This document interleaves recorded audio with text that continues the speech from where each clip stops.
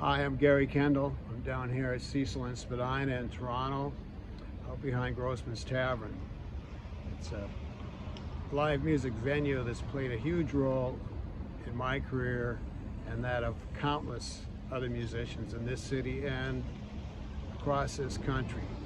I first walked into Grossman's in July 1970. I always remember the date because I was here with some friends celebrating the birth of my daughter. It was a fabulous band playing.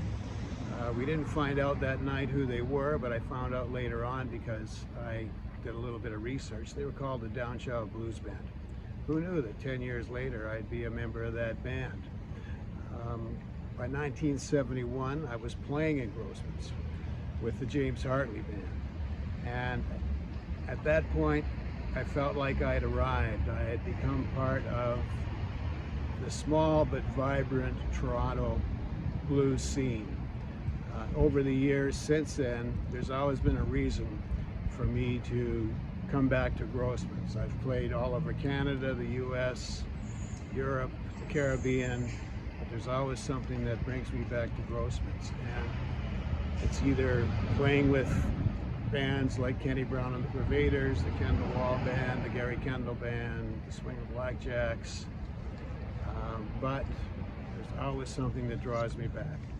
The most important thing these days that brings me back to Grossman's is the Amy Louie Grossman's Music Scholarship, the fund that subsidizes the careers of deserving young musicians in this city to help move things forward for them.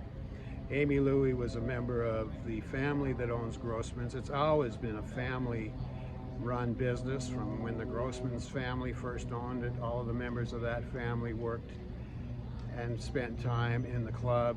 When the Louie family took it over in the 70s, the same tradition continued. So Amy Louie was someone who grew up in the club and knew all of the musicians. When she passed away, it was a huge shock and a huge loss.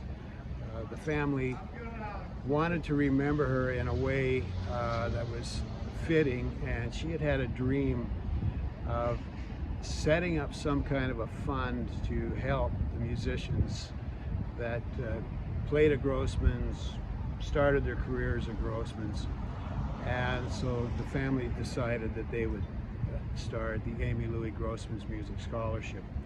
I was brought in at the beginning to help organize the initial fundraiser in 2012, and I've stayed as part of the organizing group that puts on the fundraiser every year.